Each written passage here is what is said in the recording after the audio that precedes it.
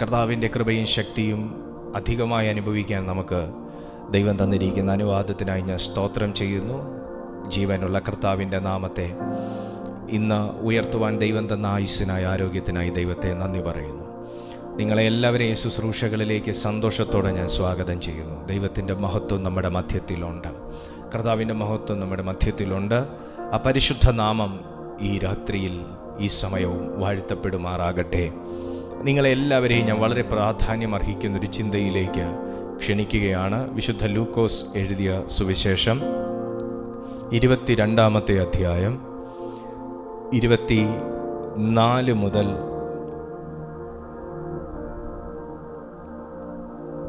നമുക്ക്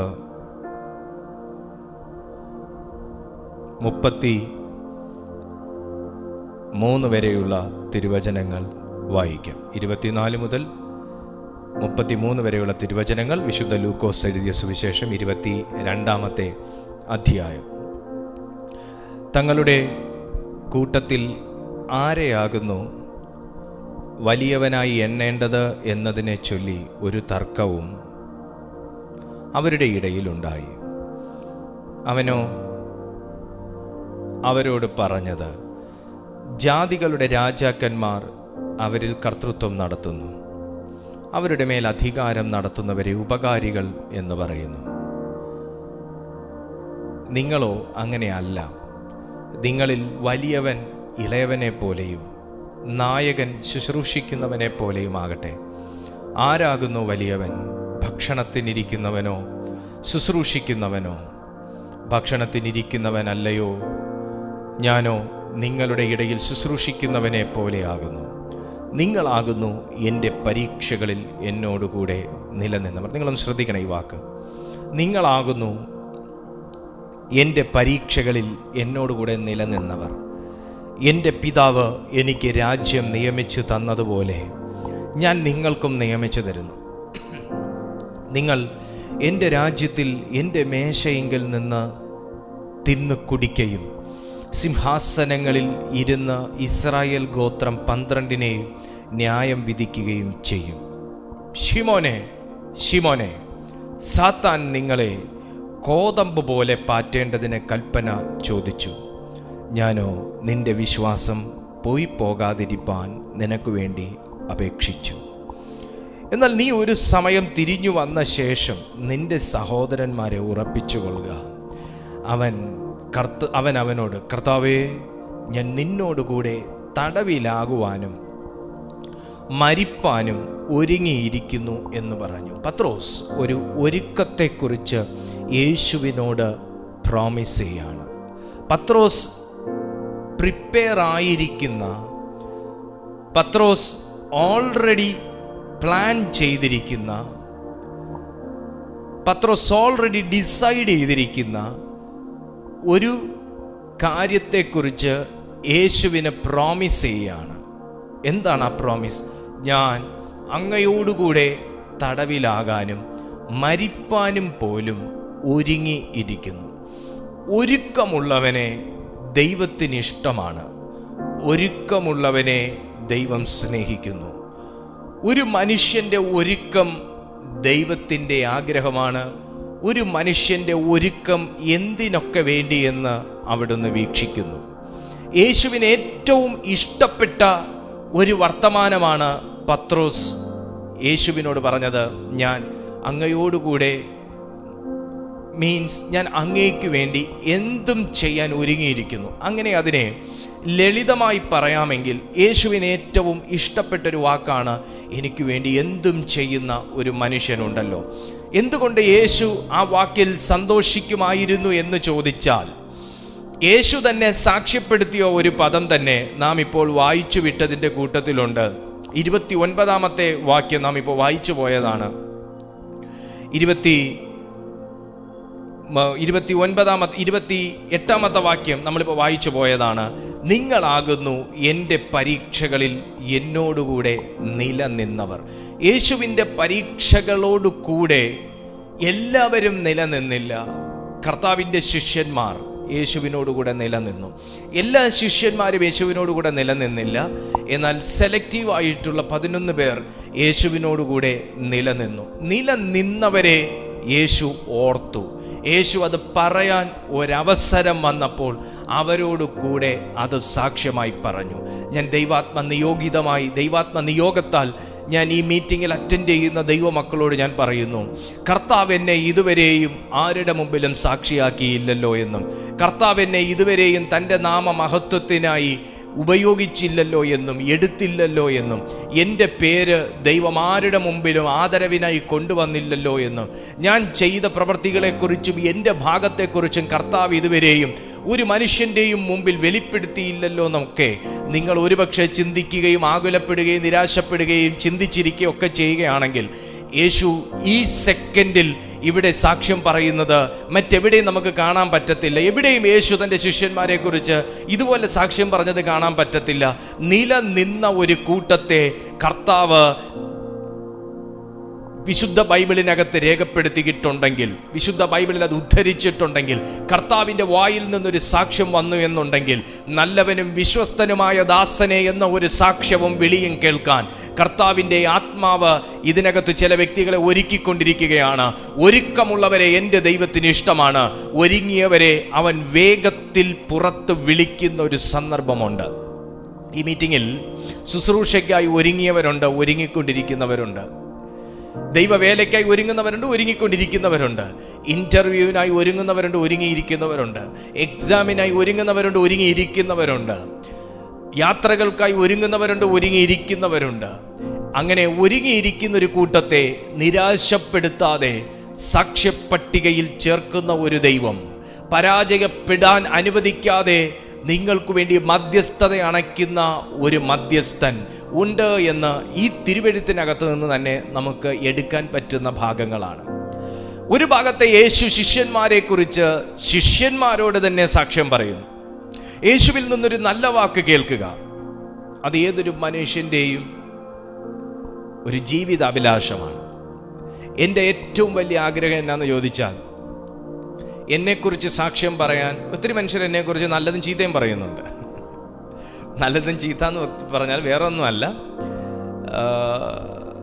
സംതിങ് എന്ന് വെച്ചാൽ നമ്മുടെ ഈ എന്നാ പറയണ്ടേ, ഞാൻ കഴിഞ്ഞ ദിവസം പുലർച്ചെ 3 മണി മുതൽ 5 മണി വരെയുള്ള ഒരു വീഡിയോ ഞാൻ ചെയ്തിരുന്നല്ലോ.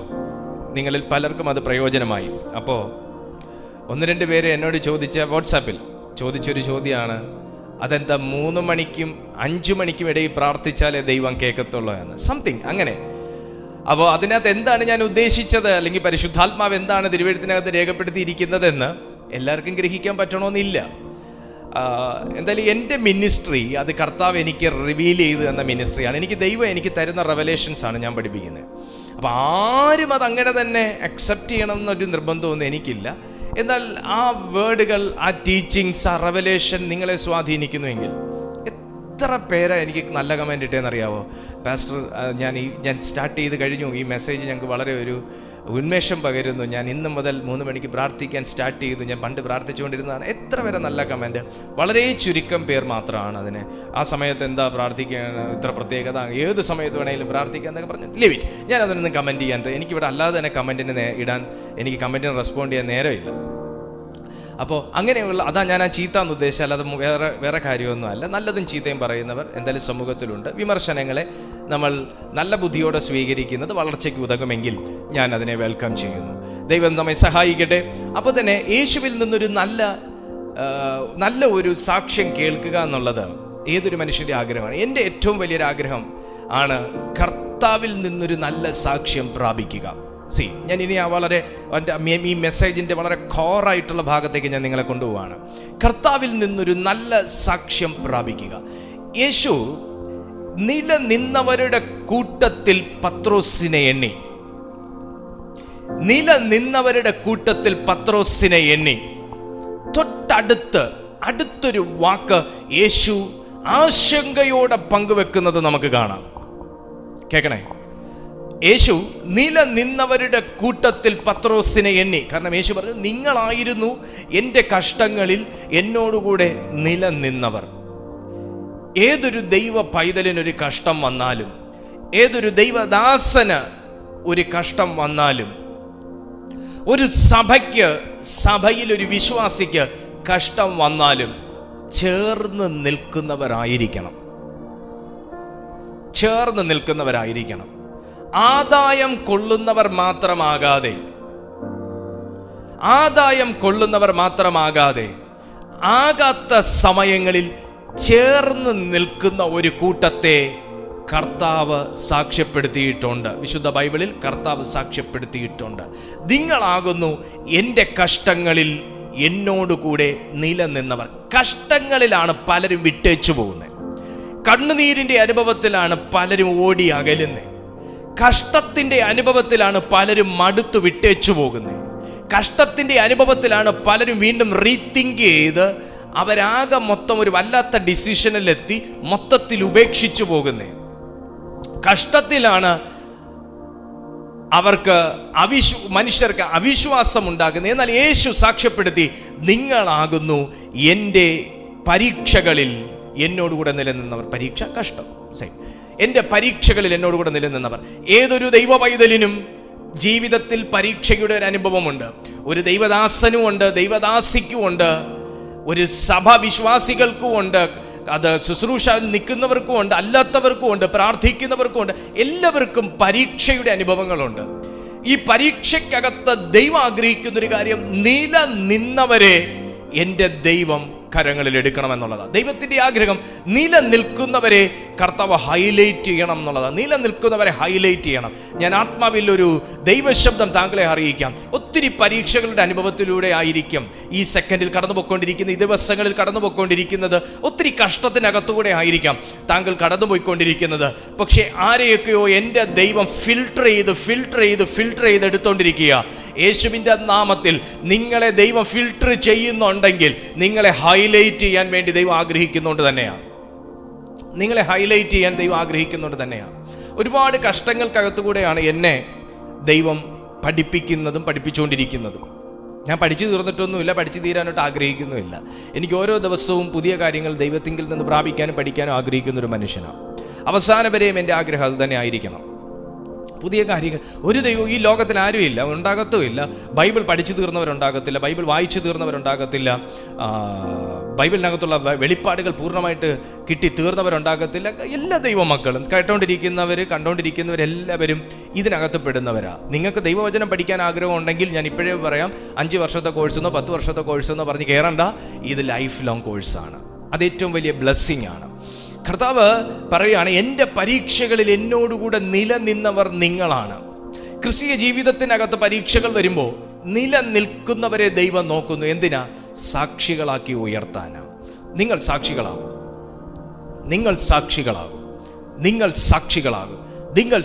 യേശു പറഞ്ഞു, നിങ്ങൾ എൻ്റെ സാക്ഷികളാകും. യേശു പറഞ്ഞ വാക്കാ, നിങ്ങൾ എൻ്റെ സാക്ഷികളാകും. നിങ്ങൾ മഹിമ കണ്ട സാക്ഷികളാകും, മഹത്വം കണ്ട സാക്ഷികളാകും. ഇതെല്ലാം നമുക്ക് ലേഖനങ്ങൾ പഠിക്കുമ്പോഴെല്ലാം കാണാൻ പറ്റുന്ന വാക്കുകളാണ്. മഹിമ കണ്ട സാക്ഷികൾ. ഞാൻ അവൻ്റെ മഹിമ കണ്ട സാക്ഷി എന്നൊക്കെ പത്രോസും പൗലോസും ഒക്കെ പറയുന്നുണ്ട്. ഞാൻ സാക്ഷിയാ, ഞാൻ അവൻ്റെ പുനരുത്ഥാനത്തിൻ്റെ സാക്ഷിയാ, ആ ഞാൻ ദൈവശക്തിയുടെ സാക്ഷിയാ ഒക്കെ ഇങ്ങനെ സാക്ഷി പറയുന്നുണ്ട്. എപ്പോഴാണ് ഇവർ സാക്ഷിയായത്? വീട്ടിൽ ഇരുന്നപ്പോഴല്ല, ഇവർ പല പരീക്ഷകൾക്കകത്തുകൂടെ കടന്നു പോയപ്പോഴാണ്. പക്ഷെ യേശു എപ്പോ പത്രോസിനെ ഉൾപ്പെടുത്തി നീ എൻ്റെ കൂടെ നിലനിന്നവരിൽ ഒരുവനാണെന്ന് പറഞ്ഞോ, ശിഷ്യന്മാരെ എപ്പോ യേശു സാക്ഷ്യപ്പട്ടികയിൽ ഉൾപ്പെടുത്തിയോ, ആ സെക്കൻഡിൽ യേശു വളരെ വളരെ വളരെ ആശങ്കയോടെ ഒരു ഒരു ശബ്ദം പങ്കുവെക്കുകയാണ്. ഇനി നമുക്ക് വളരെ ശ്രദ്ധിക്കേണ്ട ഭാഗങ്ങളാണ്. എന്താണ് ആ ആശങ്ക? ശിമോനെ, ഈ വിളിക്കകത്ത് ഞാൻ വളരെ വലിയൊരു ആശങ്ക കാണുന്നു. യേശു ആശങ്കപ്പെട്ടതൊന്നും നമുക്ക് അങ്ങനെ ഇങ്ങനെ കാണാൻ ഒക്കത്തില്ല. യേശു ആശങ്കപ്പെട്ടതും യേശു ആകെ അസ്വസ്ഥനായതുമാകുന്ന 2 സ്ഥലങ്ങൾ ഏതാന്ന് ചോദിച്ചാൽ, ഒന്ന് ഈ ഭാഗം, 2 ഗെത്സമനയിലെ പ്രാർത്ഥനാവേളയിൽ. വേറെ എവിടെയും യേശു ആശങ്കയോടെയോ അസ്വസ്ഥപ്പെട്ടോ കണ്ടിട്ടില്ല. എൻ്റെ ഉള്ളം അതിവേദനയാൽ ഭാരപ്പെടുന്നു, എന്നോട് കൂടെ ഉണർന്നിരുന്ന 1 മണിക്കൂർ പ്രാർത്ഥിപ്പിന്റെ യേശു പറയും. അപ്പൊ ആ ഒരു വേളകളിലാണ് യേശു അസ്വസ്ഥപ്പെട്ടത്. പ്രാർത്ഥിക്കുന്നവരുടെ ജീവിതത്തിലും ഇങ്ങനത്തെ ചില അനുഭവങ്ങൾ ഉണ്ടാകും. അസ്വസ്ഥപ്പെടും, എന്ത് ചെയ്യണമെന്ന് അറിയാത്തൊരവസ്ഥ, പ്രാർത്ഥിക്കാൻ ആഗ്രഹമുണ്ടെങ്കിലും പ്രാർത്ഥിക്കാൻ പറ്റാത്ത അവസ്ഥ. പക്ഷേ ദൈവത്തിന്റെ പൈതലെ, ഞാൻ ദൈവാത്മാവിൽ ഗത്സമനയിലേക്ക് ഞാൻ നിങ്ങളെ കൊണ്ടുപോവാണ്. അവിടെയും യേശുവിനെ ബലപ്പെടുത്താൻ 2 ദൂതന്മാരെ സ്വർഗം അയച്ചതുപോലെ ഞാൻ ആത്മാവിൽ കൈമാറാം. ദൈവത്തിന് വേണ്ടി നിൽക്കുന്ന, ദൈവ ശബ്ദത്തിന് വേണ്ടി മാത്രം ചെവി കൊടുക്കുന്ന, കർത്താവിന്റെ നാമത്തിന് വേണ്ടി ജീവിക്കണമെന്നും കാത്തു സൂക്ഷിക്കണമെന്നുമൊക്കെ ആഗ്രഹിക്കുന്ന, നിങ്ങളുടെ ജീവിതത്തിൽ പ്രാർത്ഥിക്കണമെന്ന ആഗ്രഹമുണ്ടെങ്കിൽ പോലും ജീവിതത്തിന്റെ സഹനങ്ങൾ കാരണവും വേദന കാരണവും പ്രാർത്ഥിക്കാൻ പോലും വായി തുറക്കാൻ പറ്റാത്ത ഒരു ഘട്ടത്തിലും നിങ്ങളെ പിണങ്ങി പിന്മാറുന്ന ഒരു ദൈവമല്ല, ദൂതനെ അയച്ച് നിന്നെ ബലപ്പെടുത്തി നിന്നെ റീചാർജ് ചെയ്യുന്ന ഒരു ദൈവത്തെക്കുറിച്ച് അത്രേ ഞാൻ തിരുവെഴുത്തിനകത്ത് വായിക്കുന്നതും ഇന്ന് പഠിപ്പിക്കുന്നതും. പ്രാർത്ഥിച്ചില്ല എന്ന് പറഞ്ഞ ദൈവം പിണങ്ങത്തില്ല എന്ന് പറഞ്ഞ് പ്രാർത്ഥിക്കേണ്ട എന്ന് എൻ്റെ ഈ വാക്കിൽ അർത്ഥവുമില്ല. ചില നിരാശകൾ വല്ലാതെ മനുഷ്യനെ ചുറ്റിക്കൊള്ളുമ്പോൾ വേദപുസ്തകം മാത്രമായിരിക്കും നമുക്ക് ആശ്രയം. വേദപുസ്തകം മാത്രമായിരിക്കും നമുക്ക് ആശ്രയം. ഞാൻ ഇന്നലെ ഒരു മീറ്റിങ്ങിന് കടന്നു പോയപ്പോൾ, ഞാൻ പേരൊന്നും പറയുന്നില്ല, പാസ്റ്ററുടെ വളരെ ഫേമസ് ആയിട്ടുള്ളൊരു പാസ്റ്ററാണ്. മീറ്റിങ്ങിന് കടന്നു പോയപ്പോൾ ആ ദൈവദാസന്റെ അനുഭവങ്ങൾക്കകത്തുനിന്ന് പങ്കുവെച്ചതിലൊരു വാക്കിതാണ്: ഒരു റീസണും ഇല്ലാതെ ഒരു രാത്രിയിൽ മനസ്സാകെ അസ്വസ്ഥപ്പെട്ടു, വളരെ അസ്വസ്ഥപ്പെട്ടു. എപ്പോഴും പ്രാർത്ഥിച്ചു കൊണ്ടിരിക്കുന്ന മനുഷ്യൻ, എന്നാൽ ഇച്ചിരി നേരം ഒന്ന് പ്രാർത്ഥിക്കാം, എന്തോ ഒരു ഡിമോണിക് അറ്റാക്കാണ് എന്ന് മനസ്സിലായി. എന്നാൽ പിന്നെ അത് പ്രാർത്ഥിച്ച് ജയമെടുക്കാമെന്ന് ശ്രമിച്ചു, പ്രാർത്ഥിക്കാൻ ശ്രമിച്ചു, പ്രാർത്ഥിക്കാൻ പറ്റുന്നില്ല. പലവട്ടം ശ്രമിച്ചു, പ്രാർത്ഥിക്കാൻ പറ്റുന്നില്ല. ഇരുന്ന് പ്രാർത്ഥിക്കാൻ പറ്റുന്നില്ല. എന്നാൽ പിന്നെ നടന്ന് പ്രാർത്ഥിക്കാമെന്ന് ഓർത്തു, നടന്ന് പ്രാർത്ഥിക്കാൻ ശ്രമിച്ചു, നടന്ന് പ്രാർത്ഥിക്കാൻ പറ്റുന്നില്ല. വായി തുറക്കാൻ പറ്റുന്നില്ല. പ്രാർത്ഥിക്കണം എന്നാണെങ്കിൽ അതിയായ ആഗ്രഹമുണ്ട്, പ്രാർത്ഥിച്ചാലേ വിടുതലുള്ളൂ എന്നും അറിയാം. എന്നാൽ പ്രാർത്ഥിച്ച് ജയമെടുക്കാൻ പറ്റുന്നില്ല. അങ്ങനെയുള്ള ദൈവമക്കളും ഉണ്ട് ഇന്ന് ഈ മീറ്റിങ്ങിൽ. പ്രാർത്ഥിച്ചൊരു ജയമെടുക്കാൻ പറ്റുന്നില്ല. ഉടൻ ദൈവം പറഞ്ഞു, കർത്താവ് പറഞ്ഞു, ഈ കർത്താവിൻ്റെ ഒരു ഇതെന്നാന്ന് ചോദിച്ചാൽ, നമ്മൾ മാനുഷികമായും സ്പിരിച്വലായിട്ടും ഒക്കെ ഡൗൺ ആയി പോയാലും കർത്താവ് അങ്ങനെ പെട്ടെന്നൊന്നും നമ്മളെ കൈവിട്ട് കളയത്തില്ല. പെട്ടെന്നൊന്നും കൈവിടത്തില്ല എന്ന് പറഞ്ഞാൽ കുറച്ച് വൈകി കൈവിടൂ എന്നല്ല അതിൻ്റെ അർത്ഥം. ദൈവം ഗിവപ്പ് ചെയ്യത്തില്ല. മനുഷ്യനാ ഗിവപ്പ് ചെയ്ത് കളയുന്നത്. മനുഷ്യനെ ഗിവപ്പ് ചെയ്ത് കളയും, ദൈവം ഗിവപ്പ് ചെയ്ത് കളയത്തില്ല. കർത്താവ് എന്ത് ചെയ്യും? നമ്മൾ ഏത് രീതിയിൽ മോൾഡ് ചെയ്യാമെന്ന് ദൈവം ശ്രമിക്കും. ഏത് രീതിയിൽ നമ്മളെ മോൾഡ് ചെയ്യാം, എങ്ങനെ ഇവനെ പണിയാം, ഏത് രീതിയിൽ ഈ പ്രോബ്ലം സോൾവ് ചെയ്യാം, എങ്ങനെ ഈ കേസ് റെക്ടിഫൈ ചെയ്യാം, ഇതായിരിക്കും കർത്താവിൻ്റെ ഒരു രീതി എന്ന് പറയുന്നത്. അപ്പോൾ പറഞ്ഞു, നീ ചെന്ന് വേദപുസ്തകം എടുക്കാൻ പറഞ്ഞു. വേദപുസ്തകം എടുത്തു. റോമർക്ക് എഴുതിയ ലേഖനത്തിൽ നിന്ന് 8-ാമത്തെ അധ്യായത്തിൽ നിന്ന് 8-ാമത്തെ അധ്യായം ഇന്ന വാക്യം വായിക്കാൻ പറഞ്ഞു. അതിൻ്റെ അകത്തുനിന്ന് വായിച്ചു. പാസ്റ്റർ പറയാ, എനിക്ക് എന്തുവാ സംഭവിച്ചതെന്ന് എനിക്കറിയത്തില്ല. അസാധാരണമായൊരു ബലം ആ വേർഡ് എനിക്ക് കിട്ടിയതും ഞാൻ അങ്ങ് ചാർജായി. എത്ര മണിക്കൂറുകൾ പ്രാർത്ഥിക്കുന്നതിൻ്റെ ഒരു ധൈര്യവും ശക്തിയും ജോയ് സന്തോഷവും കൊണ്ട് ഞാൻ നിറഞ്ഞു. ഞാൻ ആ സെക്കൻഡിൽ തന്നെ ഞാൻ ചാർജായി. ആ നിരാശയുടെ ആത്മാവിനെ ഞാൻ പുറന്തള്ളി. ഇന്ന് വരെയും പിന്നെ എനിക്ക് അങ്ങനെ ഒരു അവസ്ഥ വന്നിട്ടില്ല എന്ന് ആ മനുഷ്യൻ സാക്ഷ്യപ്പെടുത്തുകയുണ്ടായി. നിരാശ, പരീക്ഷകൾക്കകത്തുള്ള തളർച്ച ഏതൊരു മനുഷ്യനെയും അസ്വസ്ഥപ്പെടുത്തുമ്പോൾ, പ്രാർത്ഥിക്കാൻ പോലും അവന് കഴിയാതിരിക്കുമ്പോൾ, ദൈവസന്നിധിയിലൊന്നും ഉണരാൻ പറ്റാതിരിക്കുമ്പോൾ, അകത്താഗ്രഹം ഉണ്ടെങ്കിലും പുറത്ത് നമ്മൾ ആകെ മൊത്തം ഡ്രൈ ആയിട്ടിരിക്കുമ്പോൾ, ചില സന്ദർഭങ്ങളിൽ പ്രവാചക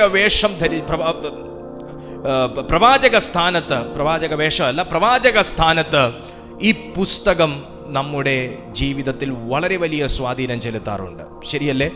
ഈ പുസ്തകം ഒരു പ്രവാചകന് പോലും സംസാരിക്കാൻ പറ്റാത്ത നിലയിൽ ഒരുപക്ഷെ ഏറ്റവും ഹയർ റാങ്കിൽ നിൽക്കുന്ന ഒരു പ്രൊഫറ്റായിട്ട് ഈ പുസ്തകം നമ്മളോട് സംസാരിക്കാറുണ്ട്.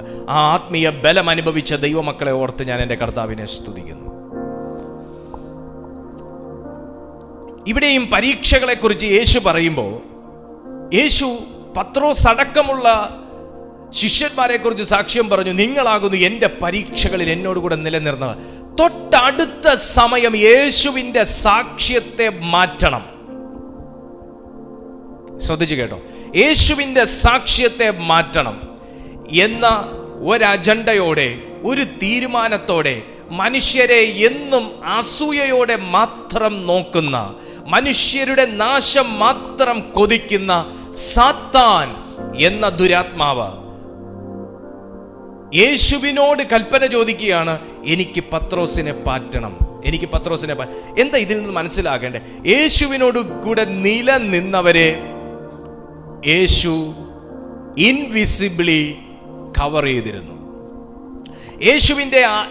യേശുവിനോട് കൂടെ നിലനിന്നവരെ സ്വർഗം ഇൻവിസിബിളി, കാണാൻ കഴിയാത്ത നിലകളിൽ അവരെ കവർ ചെയ്തിരുന്നു. ആ ഒരു കവറിങ്, ആ ഒരു നിയന്ത്രണ രേഖ മറികടക്കുക എന്ന് പറയുന്നത് ഒരു ദുഷ്ടാത്മാവിന് അസാധ്യമാണ്.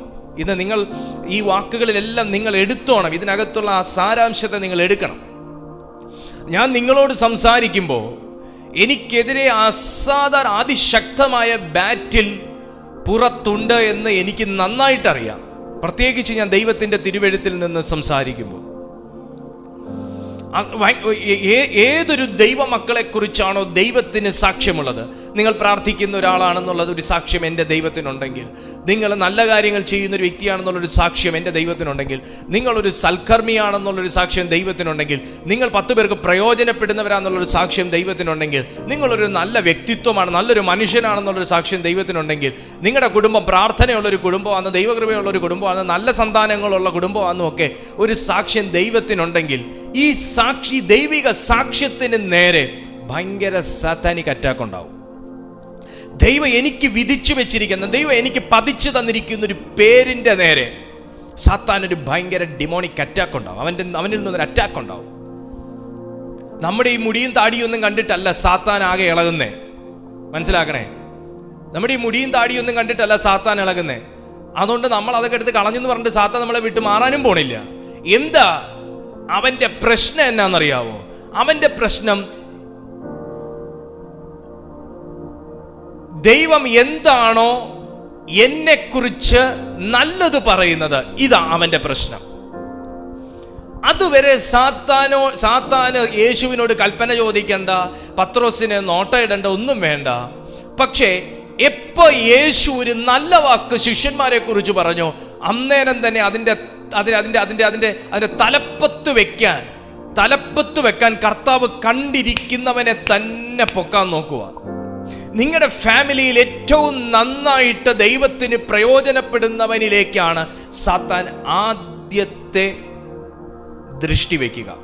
നിങ്ങളുടെ ഫാമിലിയിൽ ഏറ്റവും നന്നായിട്ട് പ്രാർത്ഥിക്കുന്നവന്റെ മേലാണ് ആദ്യം ദൃഷ്ടി വെക്കുക. ഏറ്റവും ആദ്യ രക്ഷയിലേക്ക് വന്ന വ്യക്തിയും ആ വ്യക്തി ഏറ്റവും നന്നായി സഭയിൽ ആക്റ്റീവ് ആണെങ്കിൽ, അവൻ ജീവിതത്തിൽ ദൈവ സാന്നിധ്യം കാത്തു സൂക്ഷിക്കുന്ന വ്യക്തിയാണെങ്കിൽ, അവനിലേക്കാണ് സാത്താൻ ആദ്യം ദൃഷ്ടി വെക്കുക. ഈ മണ്ഡലം ജയിക്കണം. ഇത് നമ്മൾ തിരിച്ചറിഞ്ഞാലേ ജയിക്കാൻ പറ്റത്തുള്ളൂ. യേശു തിരിച്ചറിഞ്ഞൊരു സത്യം, എൻ്റെ പരീക്ഷകളിൽ പലർക്കും നിൽക്കായിരുന്നു, സൗഖ്യം പ്രാപിച്ചവർക്ക് നിൽക്കായിരുന്നു, ഞാൻ വിളിച്ചു ചേർത്ത ബാക്കിയുള്ളവർക്ക് നിൽക്കായിരുന്നു. പക്ഷെ അവരാരും നിന്നില്ല, അവരൊക്കെ ഇട്ടേച്ചു പോയി. പക്ഷെ നിങ്ങളായിരുന്നു എൻ്റെ പരീക്ഷകളിൽ എന്നോടുകൂടെ നിലനിന്നവർ. ദൈവം നിലനിൽക്കാനാ നിങ്ങളെ വിളിച്ചെന്നുണ്ടെങ്കിൽ ദൈവം നിലനിർത്തുമെന്ന ഒരു ചിന്ത കർത്താവിൻ്റെ ഉള്ളത്തിലുണ്ട്. ആ ചിന്ത, നിലനിർത്തുമെന്നുള്ളൊരു ചിന്ത കർത്താവിൻ്റെ ഉള്ളത്തിലുള്ളിടത്തോളം കാലം നീ പരീക്ഷയിൽ ഭയപ്പെടണ്ട, നീ പ്രശ്നങ്ങളിൽ ഭയപ്പെടണ്ട, നിങ്ങൾക്ക് നേരെ വരുന്ന അറ്റാക്കിൽ നിങ്ങൾ ഭയപ്പെടണ്ട. അതിനെ ജയിക്കാനുള്ള ഒരു ദൈവിക അഭിഷേകം കുഞ്ഞെ നിന്റെ മേൽ ദൈവം ഓൾറെഡി പകർന്നിട്ടുണ്ട്. അപ്പൊ ഈ അഭിഷേകം വർക്ക് ചെയ്യാതെ ഇരിക്കുമ്പോഴാണ് നമ്മൾ പരീക്ഷകളിൽ വീണു പോകുന്നത്. അഭിഷേകം റിയാക്ട് ചെയ്യാതിരിക്കുമ്പോഴാണ് റെസ്പോണ്ട് ചെയ്യാതിരിക്കുമ്പോഴാണ് പരീക്ഷകൾക്കകത്തൊരു മനുഷ്യൻ പതറിപ്പോകുന്നത്. യേശു ഒന്നും കൂടെ പത്രോസിനെ ഉണർത്തുന്നത് നമുക്ക് കേൾക്കാം. ശിമോനെ, ശിമോനെ, സാത്താൻ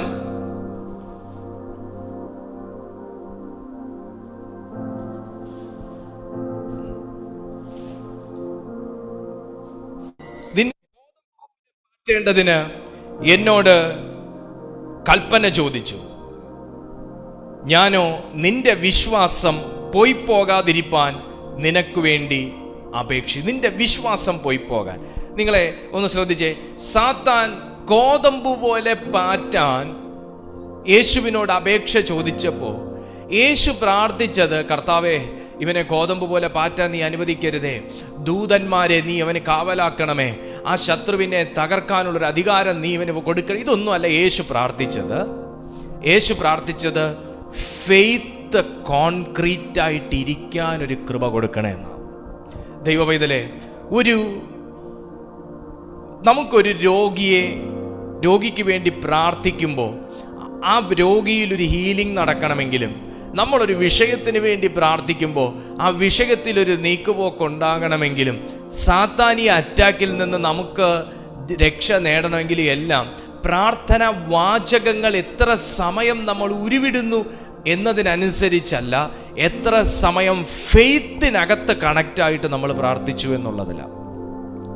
ഫെയ്ത്തിനകത്ത് കണക്റ്റായിട്ടുള്ള പ്രാർത്ഥനയ്ക്കകത്ത് ആശങ്കയുണ്ടാകത്തില്ല. നമ്മളെല്ലാവരും പ്രാർത്ഥിക്കുന്നവരാണ്. ഞാൻ ഇത് പറയുമ്പോൾ ഒന്ന് സ്കാൻ ചെയ്താൽ മതി നമ്മുടെ പ്രാർത്ഥനയായിട്ട്. ഫെയ്ത്തിനകത്തുള്ള പ്രാർത്ഥനയ്ക്ക് ഫെയ്ത്ത് ഞാൻ ഉയർത്തുന്ന ഒന്നല്ല, ഫെയ്ത്ത് യേശു ഉയർത്തി കാണിച്ച ഒന്നാണ്. ഞാനോ നിന്റെ വിശ്വാസം പോകാതിരിക്കേണ്ടതിന്. എന്തിന് കർത്താവ് ഈ വിഷയത്തെ പിടിച്ചു?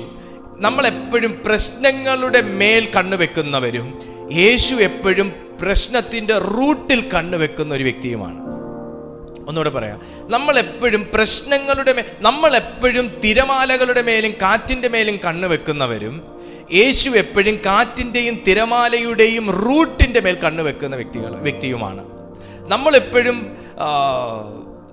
സാഹചര്യങ്ങളുടെ മേലും സമ്മർദ്ദങ്ങളുടെ മേലും കണ്ണുവെക്കുന്നവരും യേശു എപ്പോഴും സാഹചര്യത്തിൻ്റെയും സമ്മർദ്ദത്തിൻ്റെയും റൂട്ട് കോസിനെ ഫൈൻഡ് ഔട്ട് ചെയ്യുന്ന ഒരു വ്യക്തിത്വം കൂടെയാണ്. അതാണ് അതിൻ്റെ ഡിഫറൻസ്.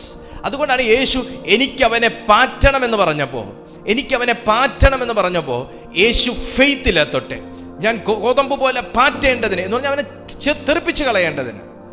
അത് ചിലപ്പോൾ മരണം വഴിയായിരിക്കാം, ഏത് രീതിയിലായിരിക്കാം, മിനിസ്ട്രിയിൽ നിന്നോ എങ്ങനെയാണെങ്കിലും തെറിപ്പിച്ച് കളയേണ്ടതിന്, തകർത്ത് കളയേണ്ടതിന് കൽപ്പന ചോദിച്ചു. ഞാനോ നിന്റെ വിശ്വാസം പോകാതിരിക്കേണ്ടതിന്. സാത്താൻ ചോദിച്ചതും യേശു പ്രാർത്ഥിച്ചതും തമ്മിൽ ബന്ധമില്ല. ഗോതമ്പ് പോലെ പാറ്റേണ്ടതിനെന്ന് പറയും. കർത്താവേ, അവന് ഗോതമ്പ് പോലെ പാറ്റാതിരിക്കട്ടെ, ഞാൻ അവന് ചുറ്റും വേലി കെട്ടുന്നു. നമ്മൾ അങ്ങനെ നമ്മൾ ആ മേളിൽ നമ്മൾ പറഞ്ഞെടുത്തുനിന്ന് തുടങ്ങും, അല്ലേ? നമ്മൾ സാത്താൻ പറഞ്ഞ് നിർത്തിയെടുത്തുനിന്ന് നമ്മൾ തുടങ്ങും. ഇവൻ പറഞ്ഞതിനെ ഞങ്ങൾ ബൈൻഡ് ചെയ്യുന്നു, ഇവന് തൊടാതിരിക്കാൻ തക്കവണ്ണം വേലി കെട്ടുന്നു. പക്ഷെ യേശു ഇതൊന്നും അല്ല ചെയ്തേ. സാത്താൻ പറഞ്ഞത് ഒരു തലമാണെങ്കിൽ യേശു മറ്റൊരു തലത്തിലാണ് ചെന്ന് അതിനെ തൊട്ട്, ഞാനോ നിന്റെ വിശ്വാസം പോകാതിരിക്കേണ്ടതിന്. അർത്ഥം ഇത്രയേ ഉള്ളൂ. ഒരു ഫാമിലിയിൽ, ഒരു വ്യക്തിയിൽ, ഒരു ലൈഫിൽ സാത്താന് പ്രവേശിക്കണമെങ്കിൽ,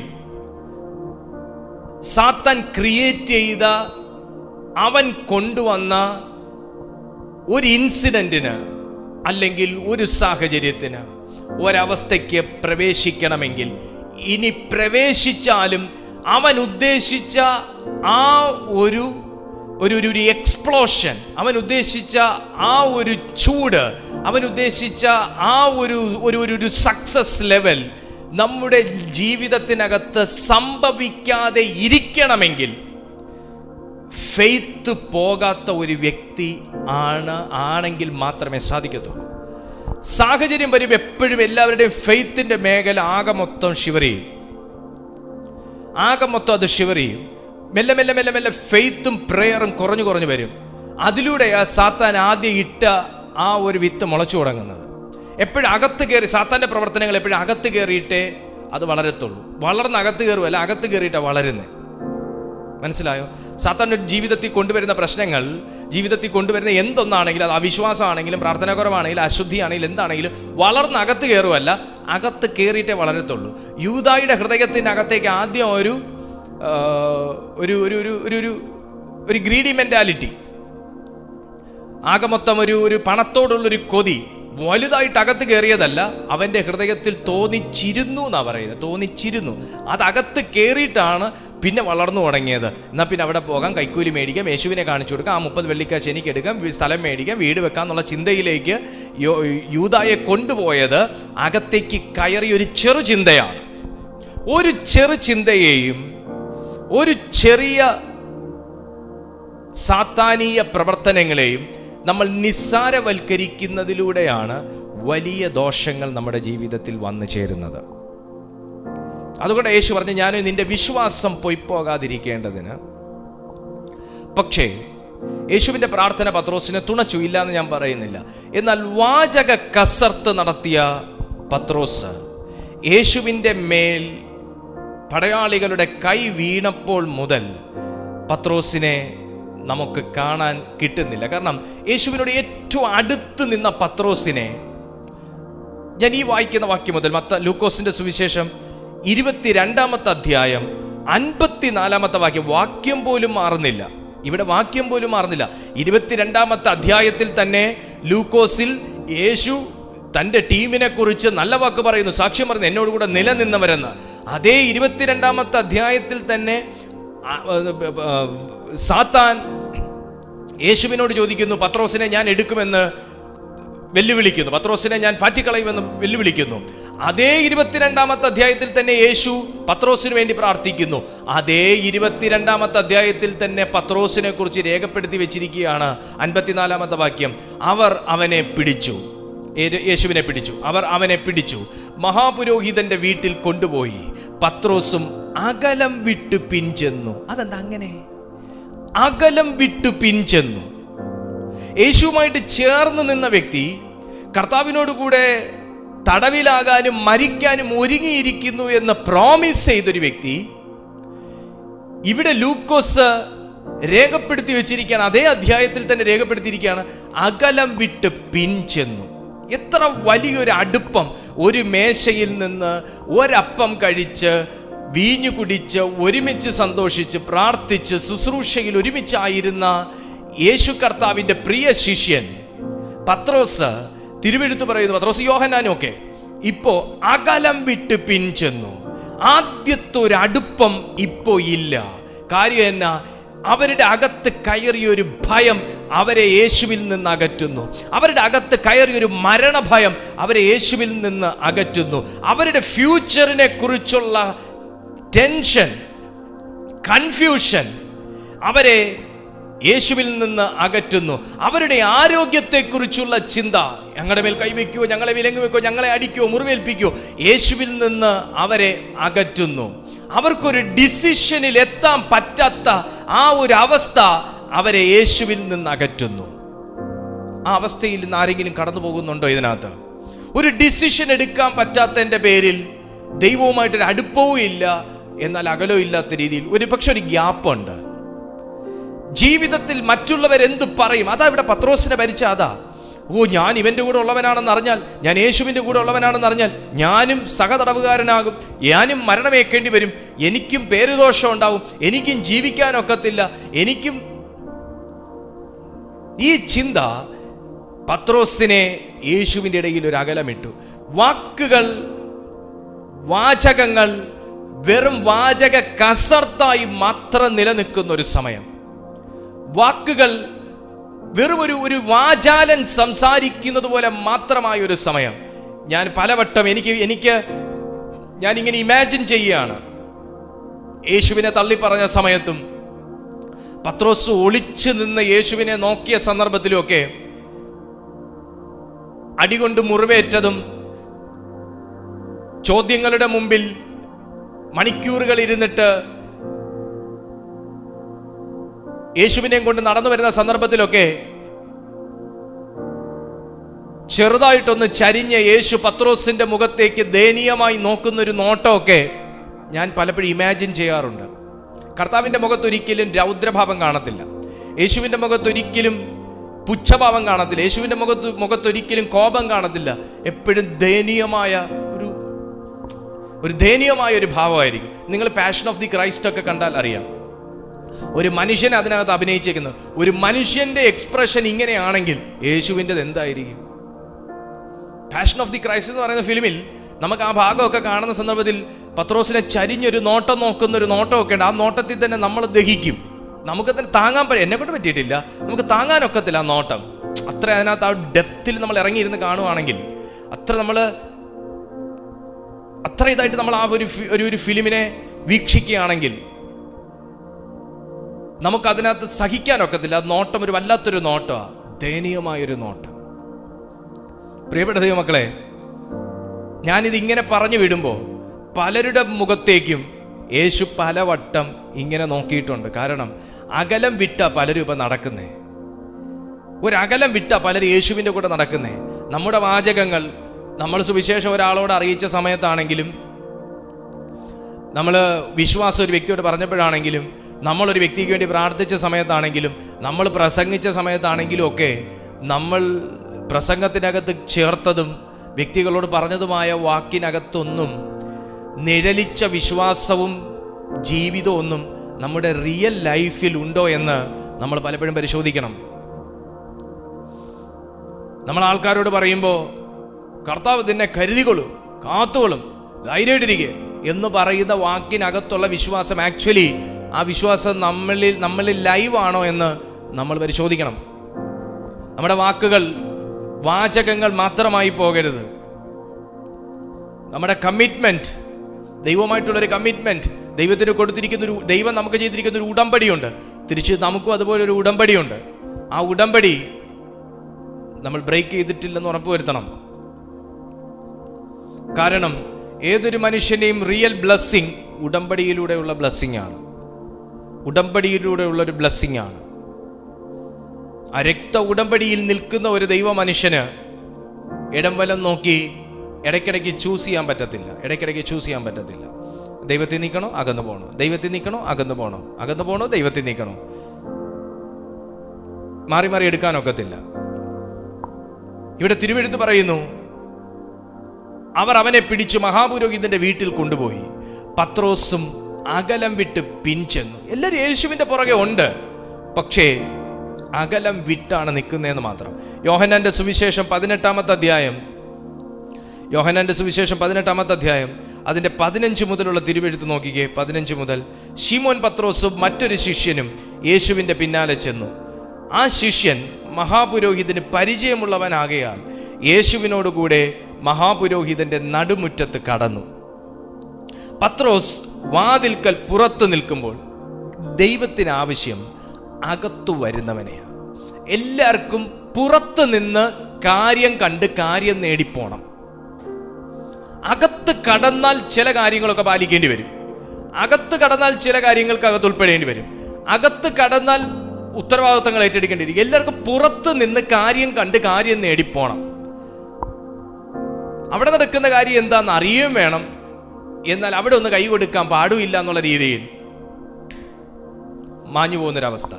വാതിൽക്കൽ പുറത്ത് നിൽക്കുമ്പോൾ മഹാപുരോഹിതന് പരിചയമുള്ള മറ്റേ ശിഷ്യൻ പുറത്തു വന്ന് വാതിൽ കാവൽക്കാരത്തിയോട് പറഞ്ഞു, പത്രോസിനെ അകത്ത് കയറ്റി. വാതിൽ കാക്കുന്ന ബാല്യക്കാരത്തി പത്രോസിനോട്, നീയോ ഈ മനുഷ്യന്റെ ശിഷ്യന്മാരിൽ ഒരുവനോ എന്ന് ചോദിച്ചു.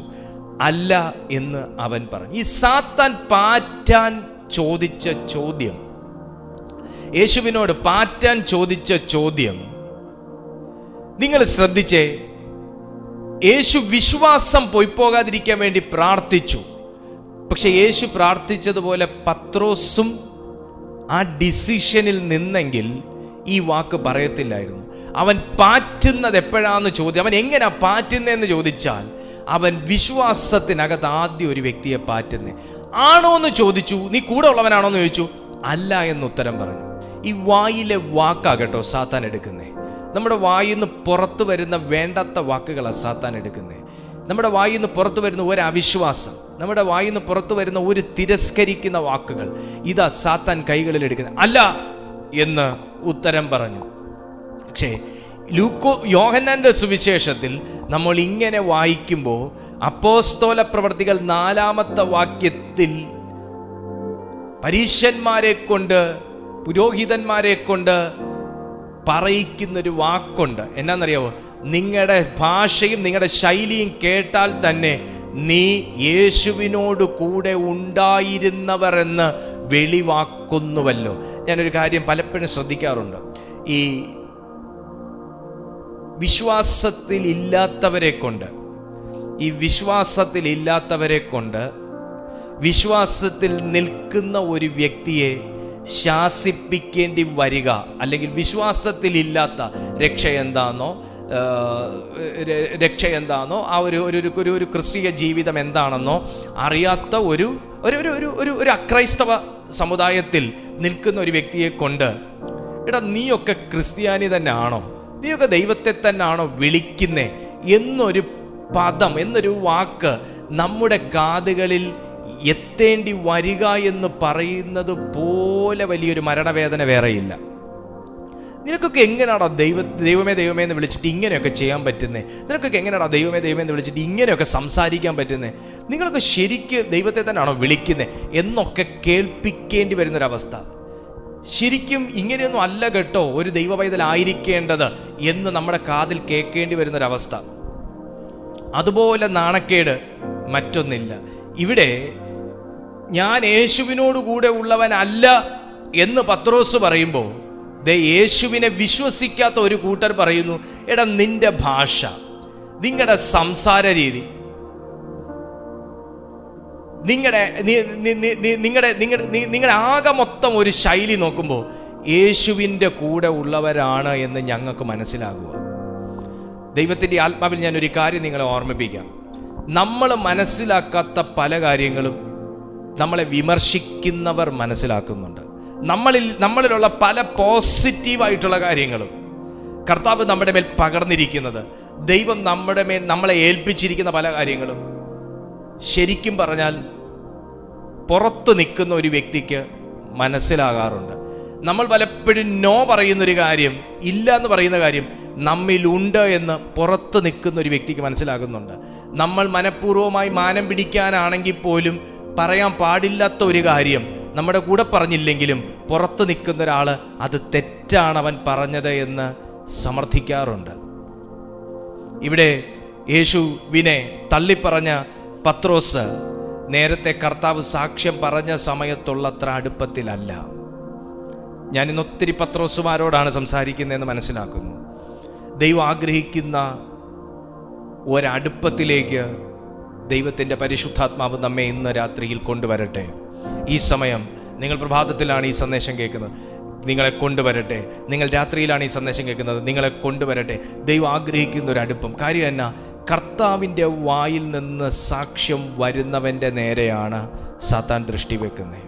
ഒരു കാലത്ത് നിങ്ങൾ വളരെ ശക്തമായി പ്രാർത്ഥിച്ചു കൊണ്ടിരുന്ന ഒരു വ്യക്തിയാണെങ്കിൽ, പ്രയോജനപ്പെട്ടുകൊണ്ടിരുന്നൊരു വ്യക്തിയാണെങ്കിൽ, പ്രാർത്ഥിച്ച് നേടിയതാ എനിക്കുള്ളതെല്ലാം എന്ന് പറഞ്ഞിരുന്നൊരു വ്യക്തിയാണെങ്കിൽ, തീർച്ചയായിട്ടും ഞാൻ നിങ്ങളോട് പറയുന്നു, ഇന്ന് നിങ്ങൾ എന്തെങ്കിലും ചില സമ്മർദ്ദങ്ങൾ ജീവിതത്തിൽ അനുഭവിക്കുന്നുണ്ടെങ്കിൽ നിങ്ങളെക്കുറിച്ചൊരു നല്ല സാക്ഷ്യം ദൈവത്തിനുള്ളത് കൊണ്ട് മാത്രം സംഭവിക്കുന്ന ഒരു അവസ്ഥാവിശേഷമാണിത്.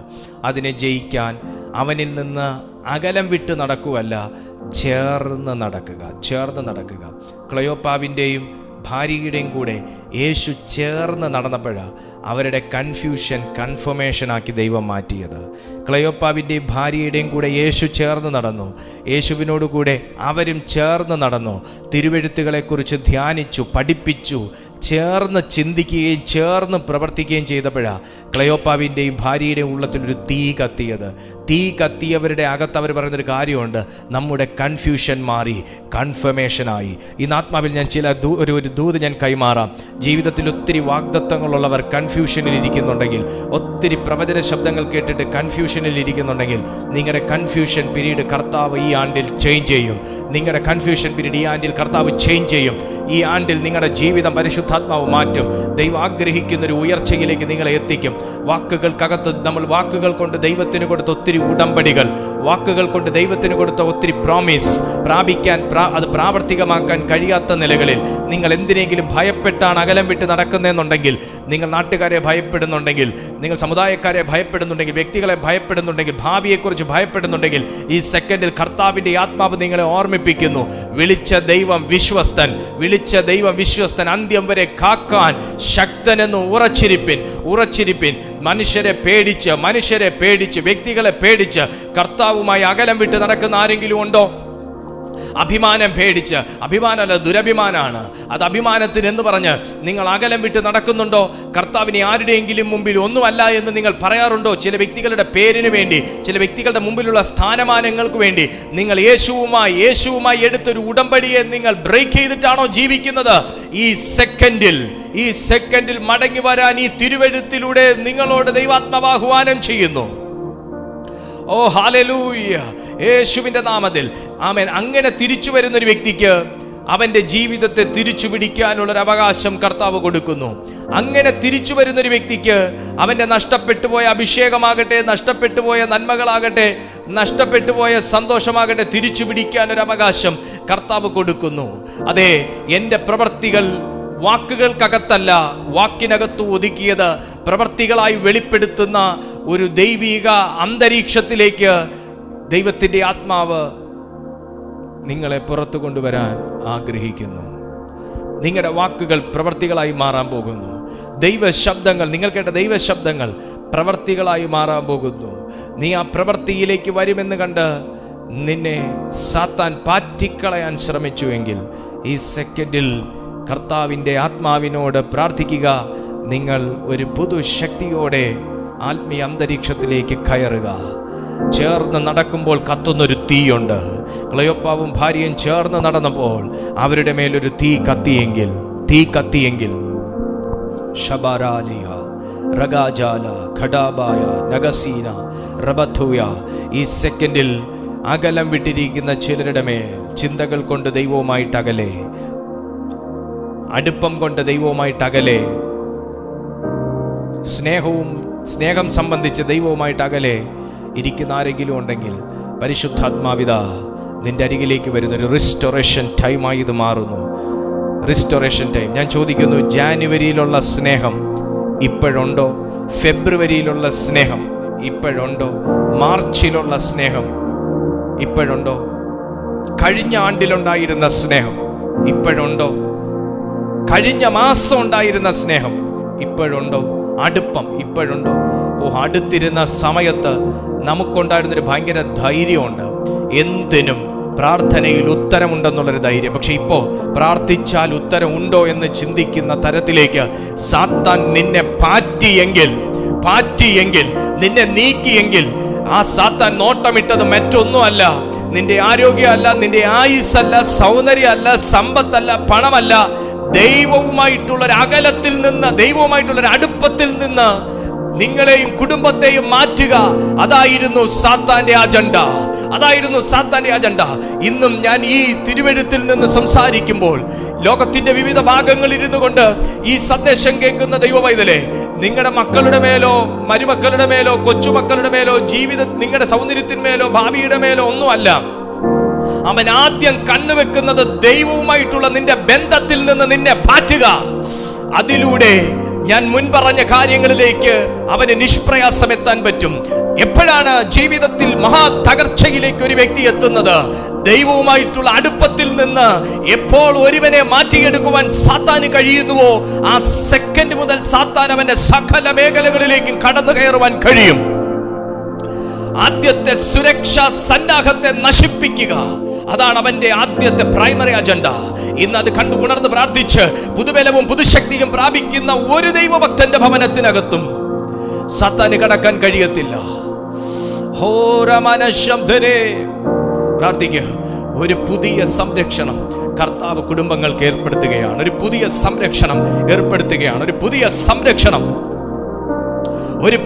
സംരക്ഷണം പരിശുദ്ധാത്മാവ് ഏർപ്പെടുത്തുകയാണ്. യെസ്, നിങ്ങളുമായി ബന്ധപ്പെട്ട് ആരൊക്കെ നിൽക്കുന്നു, നിങ്ങളുമായി കണക്ട് ചെയ്ത് ആരൊക്കെ നിൽക്കുന്നു, നിങ്ങളുമായിട്ട് ആരൊക്കെ അസോസിയേറ്റ് ചെയ്ത് നിൽക്കുന്നു, അവരുടെ എല്ലാം ജീവിതത്തിൽ ഒരു പുതിയ സംരക്ഷണം. എത്ര ഉയർച്ചകളിലേക്ക് നമുക്ക് എത്തണമെങ്കിലും ദൈവവുമായിട്ടുള്ളൊരു ബന്ധമില്ലെങ്കിൽ അകലം വിട്ട് നടന്നിട്ട് ഒന്നും നേടാനില്ല.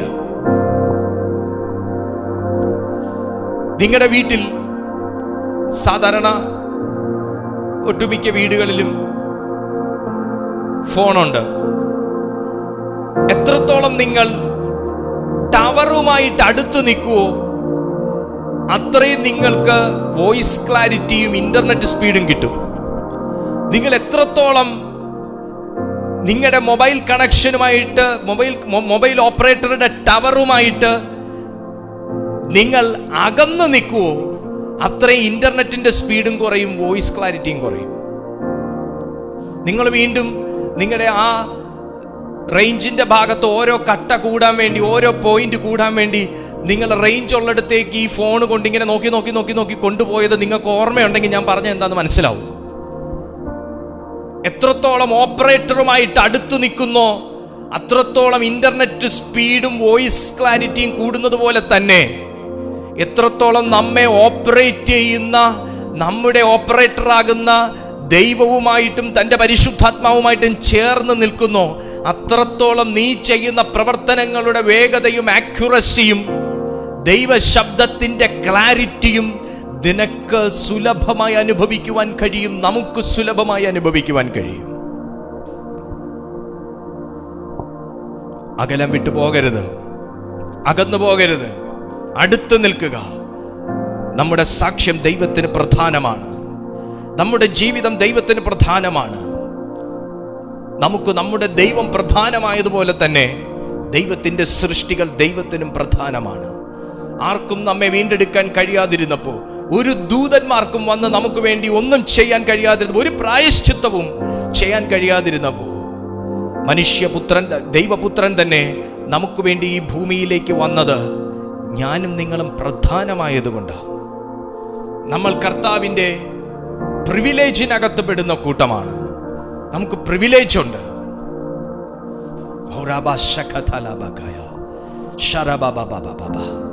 Hallelujah, hallelujah. ഒരു തീരുമാനം എടുക്കണം. മറ്റുള്ളവർക്ക് എന്നെ പണത്തിൻ്റെ കാര്യത്തിൽ കുറവുള്ളവനാണെന്ന് വിധിക്കാൻ പറ്റാം, ബന്ധങ്ങളുടെ കാര്യത്തിൽ കുറഞ്ഞവനാണെന്ന് വിധിക്കാൻ പറ്റാം, വിദ്യാഭ്യാസത്തിന്റെ കാര്യത്തിൽ കുറഞ്ഞവനാണെന്ന് വിധിക്കാൻ പറ്റാം, കുടുംബ മഹിമയുടെയും പാരമ്പര്യത്തിൻ്റെയും ഒക്കെ കാര്യത്തിൽ കുറഞ്ഞവനാണെന്ന് വിധിക്കാൻ പറ്റാം. പക്ഷേ ഈ ലോകത്തിലുള്ള ഒരു മനുഷ്യനും, ഇനി ദൂതന് പോലും, ദൈവ സാന്നിധ്യത്തിനകത്ത് ഇവൻ കുറഞ്ഞ പുള്ളിയാ എന്ന് വിധിക്കാൻ പറ്റരുത് എന്ന ഒരു തീരുമാനം വർദ്ധിക്കുന്നെങ്കിൽ ദൈവസാന്നിധ്യം വർദ്ധിക്കട്ടെ. ദൈവസാന്നിധ്യം ഉള്ളവനെല്ലാം ഉണ്ട്. ദൈവസാന്നിധ്യം ഉള്ളവനെല്ലാം ഉണ്ട്. എത്ര ദൈവമക്കൾക്ക് ചേർന്ന് പറയാൻ പറ്റും? ദൈവം ഉണ്ടോ എൻ്റെ കൂടെ എല്ലാം ഉണ്ട്, ദൈവം ഉണ്ടോ എൻ്റെ കൂടെ എല്ലാം ഉണ്ട്. ഹല്ലേലൂയ, സ്തോത്രം. അതുകൊണ്ട് നമ്മൾ പ്രാർത്ഥിക്കാൻ പോവുക. അപ്പാ, ഇപ്പം നിൽക്കുന്നതിനേക്കാൾ ഒന്നും കൂടെ പിടിച്ച് ചേർത്ത്, അങ്ങയുടെ കൂടെ ചേർത്ത് ഒരു ശരീരമാക്കി എന്നെ നിർത്തണമേ എന്ന് നമ്മൾ അബ്ബായോട് പ്രാർത്ഥിക്കാൻ പോവുക. ഈ പുതുവർഷത്തിൽ എനിക്ക് അങ്ങനെ ഒന്നാവണം. നമ്മളെ കാണുമ്പോൾ നമ്മൾ രണ്ടായിട്ട് നിൽക്കുന്നതായിട്ടല്ല, നമ്മൾ ഒന്നായിട്ട് നിങ്ങളെ ഇതൊന്ന് ഗ്രഹിച്ചേ. യേശു പറഞ്ഞ എന്നാ? ഞാനും പിതാവും ഒന്നാകുന്നു. ഞങ്ങളെ രണ്ടായിട്ട് കാണുക വേണ്ടെന്നാ, ഞങ്ങളെ രണ്ടായിട്ട് മൂന്നായിട്ട് ഒന്നും കാണുക വേണ്ടെന്നാ. യേശുവിനെ നോക്കിയാൽ പിതാവ്, പിതാവിനെ നോക്കിയാൽ യേശു. ഞാനും പിതാവും ഒന്നാകുന്നു. ഇതിപ്പം സാത്താനിക തലത്തിൽ നിന്ന് നമ്മളെ നോക്കിയാൽ നമ്മളും ദൈവവും രണ്ടായിട്ടാണ് നിൽക്കുന്നത്. ഞാനൊന്ന്, ദൈവം ഒന്ന്. നോ, ഒന്നായി.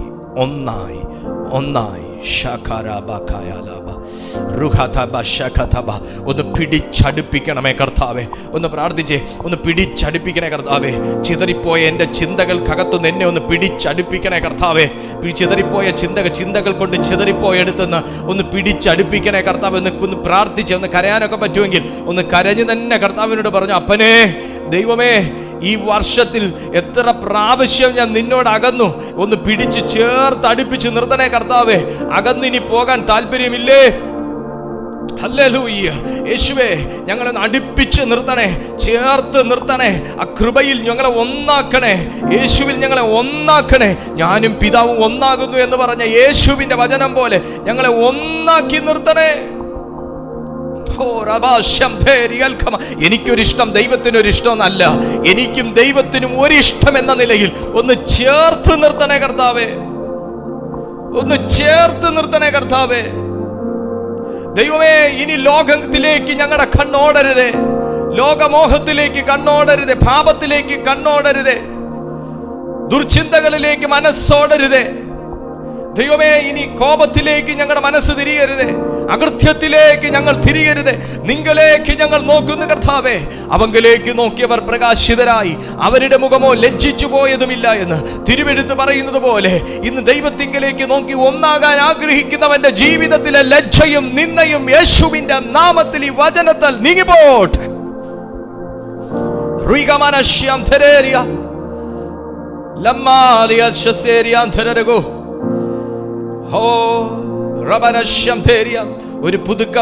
ഒരു പുതുക്കം പ്രാപിച്ച അനുഭവം, ഒരു പുതുകി വന്നൊരനുഭവം ഉണ്ടാകട്ടെ. ഒരു പുതുകി വന്നൊരനുഭവം ഈ പുതുവർഷത്തിൽ ഒരു പുതുകി വന്നൊരനുഭവം ഉണ്ടാകട്ടെ. ഒരു രൂപാന്തരം നമുക്കുണ്ട്. ഒരു രൂപാന്തരം ഇപ്പോഴും നമുക്ക് സാധിക്കും. നമുക്ക് മാറുവാൻ പരിശുദ്ധാത്മാവ് ഒരു കൃപ തരും. യേശു ആഗ്രഹിക്കുന്നത് പോലത്തെ ഒരു അഭിഷേകം.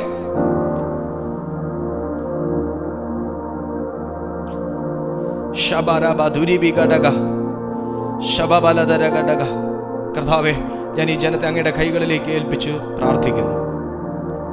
വലിയൊരു ദൈവമഹത്വം ഞങ്ങളെ ചുറ്റിക്കൊണ്ടതിനായി സ്തോത്രം. ഇന്നത്തെ ഈ സന്ദേശത്തിൽ ആരൊക്കെ അറ്റൻഡ് ചെയ്യുന്നു അവരുടെ എല്ലാം ജീവിതത്തിൽ അസാധാരണമായ വഴികൾ തുറക്കപ്പെടട്ടെ. അവരെ നിന്നയിലും നിരാശയിലും കൊണ്ടിടുന്ന എല്ലാ ഡിമോണിക് റിലവും ഞങ്ങൾ യേശുവിന്റെ നാമത്തിൽ ക്യാൻസൽ ആക്കും. വലിയൊരു സക്സസ് ഇവരുടെ ലൈഫിൽ ഉണ്ടാകട്ടെ. പുതുകി വരട്ടെ സകലത്. ഇവരുടെ യൗവനം പുതുകി വരട്ടെ, ഇവരുടെ ആരോഗ്യം പുതുകി വരട്ടെ, ഇവരുടെ വിശ്വാസം പുതുകി വരട്ടെ. യേശുവിന്റെ നാമത്തിൽ ഇത് പ്രാർത്ഥിച്ച് ഡിക്ലെയർ ചെയ്യുന്നു. അവിടുന്ന് ഞങ്ങളെ ഒരുമിച്ച് അനുഗ്രഹിച്ചതിനായി നന്ദി പറയുന്നു. മാനവും മഹത്വവും അങ്ങേക്ക്. അതന്നെ യേശുക്രിസ്തുവിൻ നിസ്തുല്യ നാമത്തിൽ തന്നെ. ആമേൻ, ആമേൻ, ആമേൻ.